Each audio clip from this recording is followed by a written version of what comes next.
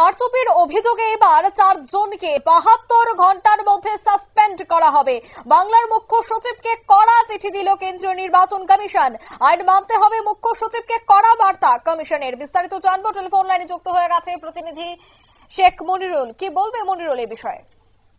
দেখো, আবারও পশ্চিমবঙ্গের মুখ্য সচিবকে কড়া চিঠি পাঠালো জাতীয় নির্বাচন কমিশন। জাতীয় নির্বাচন কমিশনের পক্ষ থেকে বলা হয়েছে যে 2 জন WBCS অফিসার সহ যে 4 আধিকারিকের বিরুদ্ধে নির্বাচন কমিশন ব্যবস্থা নিতে বলেছে, সেই এখনো কেন পশ্চিমবঙ্গের মুখ্য সচিব দপ্তর ব্যবস্থা নেয়নি।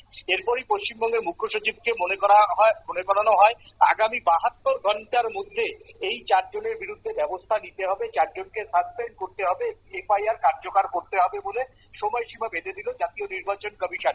এবং পশ্চিমবঙ্গের মুখ্য সচিবকে জাতীয় নির্বাচন কমিশন মনে করিয়ে দেয় যে ভারতের নির্বাচন ক্ষেত্রে জাতীয় নির্বাচন কমিশনের ভূমিকা এবং জাতীয় নির্বাচন কমিশনের সব আইন মানতে হবে, না হলে জাতীয় নির্বাচন কমিশনার আগামী দিনে পশ্চিমবঙ্গের সরকারি আধিকারিকদের বিরুদ্ধে যে কড়া থেকে আরো কঠোর ব্যবস্থা নেবে সেই কথাই মনে করিয়ে দেওয়া হলো। অঙ্কিতা, ধন্যবাদ।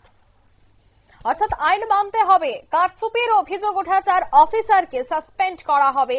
কারচুপির এই বিষয়টা নিয়ে কিন্তু এবার উত্তাল।